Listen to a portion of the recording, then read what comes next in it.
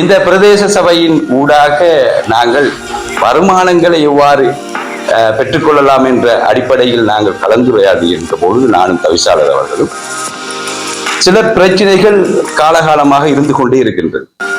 அந்த வருமானத்தை ஈட்டிக்கொள்வதற்கான வாய்ப்பு இருந்த போதிலும் சில அதிகாரிகளின் பொதுபோக்கான நிலப்பாடும் அது அங்கே காணப்படுகின்றது.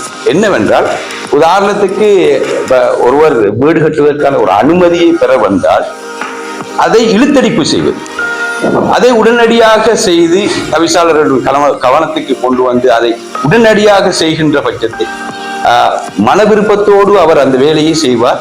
அனுமதிகளை பெற்றுக்கொள்வதற்கான வாய்ப்பு அங்கு இடம்பெறும். அனுமதியை பெற்றுக்கொள்வதற்கான ஒரு சந்தர்ப்பம் இல்லாமல் இருக்கும். காரணம் என்னென்று கேட்டால், அங்கே இருக்கின்ற குறைபாடுகள், இழுத்தடிப்பு செய்கின்ற இந்த விஷயத்தில் நானும் தவிசாளர் ஆலோசித்து இருக்கின்றோம். எங்களுடைய பிரதேச சபையில் இருக்கின்ற உறுப்பினர்களோடும் கதைக்க இருக்கிறோம். விசேட கூட்டம் ஒன்றை ஏற்பாடு செய்திருக்கிறோம் நாளை அன்றைக்கு. அதில் மிக தெளிவாக பேச இருக்கின்றோம். அந்தந்த ஊர்களில் இருக்கின்ற வியாபார தலங்கள் இருக்கு, புதிதாக ரெஸ்டாரண்ட்கள், ஹோட்டல்கள் ஆரம்பிக்க இருக்கிறாங்க. இதுகளை அந்தந்த வட்டாரத்தில் இருக்கின்ற அந்த உறுப்பினர்கள் கண்காணிக்க வேண்டியிருக்கு.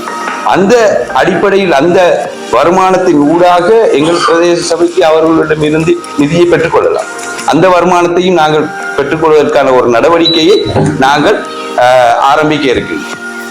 இவ்வாறான நிறைய விடயங்கள் இருக்கின்றது. பிரதேச சபையின் ஊடாக நாம வருமானத்தை கொள்ளக்கூடிய வகையும் இருக்கிறது.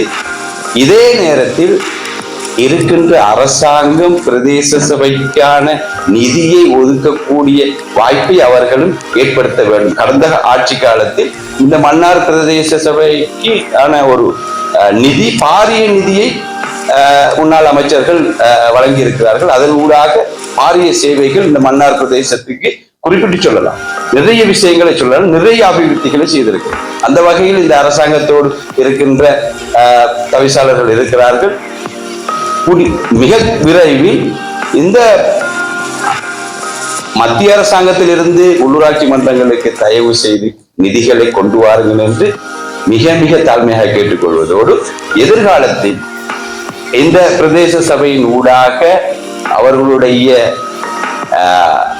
கொடுப்பனவையும் கொடுத்து மக்களுக்கான சேவையையும் செய்ய வேண்டும் என்று கேட்டுக்கொள்வதோடு, இன்னும் ஒன்று, இந்த மன்னார் பிரதேச சபையை, மன்னார் பிரதேசத்தை அபிவிருத்தி அடைய செய்ய வேண்டும் என்றால் ஒவ்வொரு தனி மனிதராலும் முடியும், அபிவிருத்தி அடைய முடியும். அந்த பிரதேச சபையை நம்பியே வாழ வேண்டிய அவசியம் இல்லை. காரணம், அதுக்கும் இந்த அரசாங்கம் அதுக்கும் ஒரு வழியை ஏற்படுத்த வேண்டும், ஒரு செயற்திட்டத்தை கொண்டு வர வேண்டும். அது நான் பிரதேச சபையில் முதல் உரையிலேயே சொல்லியிருக்கிறேன். அதற்குரிய பிரேரணையும் கொண்டு வர இருக்கிறோம். இந்த மர்ஜிக்கட்டி இலவாங்குளம் இந்த பாதையை திறப்பதன் மூலமாக இந்த மன்னார் பிரதேசத்தில் 2 தொழிலை மையமாக கொண்டிருக்கிறது. ஒன்று மீனவர், இன்னொன்று விவசாயம். மிக முக்கியமான தொழில் இந்த மன்னார் பிரதேசம் கொண்டிருக்கிறது. இதனை கொண்டு செல்வதற்காக உரச்சோலையை கொண்டு செல்வதாக இருந்தால் மிக அண்மித்த பாதை. மதவாட்சி ஊடாக செல்லுகின்ற பொழுது 5000 ரூபாய் செலவு போல இங்க 1000 ரூபாய் தான் செலவு. இந்த 4000 ரூபாய் யாருக்கு மிச்சம்? இந்த மன்னார் மக்களுக்கு மிச்சம். இந்த மன்னார் மக்கள் அதை மிச்சம் கூட அபிவிருத்தி அடைந்து விடுவார்கள். அவர்களுக்கு வீட்டுக்கு முன்னால் இருக்கின்ற அந்த மின் விளக்கை அவரே போட்டுவார். பிரதேசத்தில் கேட்க தேவையில்லை. இப்படி இவ்வாறான தனி மனிதருடைய அபிவிருத்தி திட்டங்களை எவ்வாறு செய்ய வேண்டும், இந்த அரசாங்கத்தோடு பங்காளியாக இருந்து கொண்டு அவர்களுக்கு சில அழுத்தங்களை கொடுத்து மன்னார் பிரதேச சபைக்கு எவ்வாறு நிதிகளை கொண்டு வர வேண்டும், மக்களின் ஊடாக எவ்வாறு பிரதேச சபைக்கான வருமானத்தை ஈட்டிக்கொள்ள வேண்டும் என்ற சில திட்டங்களை நாங்கள் வகுத்திருக்கிறோம். எதிர்காலத்தில் மக்களையும் அரவணைத்துக் கொண்டு இந்த பிரதேச சபையில் இருக்கின்ற ஊழியர்களை அரவணைத்துக் கொண்டு மக்களுக்கான நலன் திட்டத்தை செய்ய வேண்டும் என்ற ஒரு கோட்பாட்டில் இருக்கின்றோம். நானும் ஒரு மீன்பிடி சமூகத்தை சேர்ந்த ஒருவன் என்ற வகையில்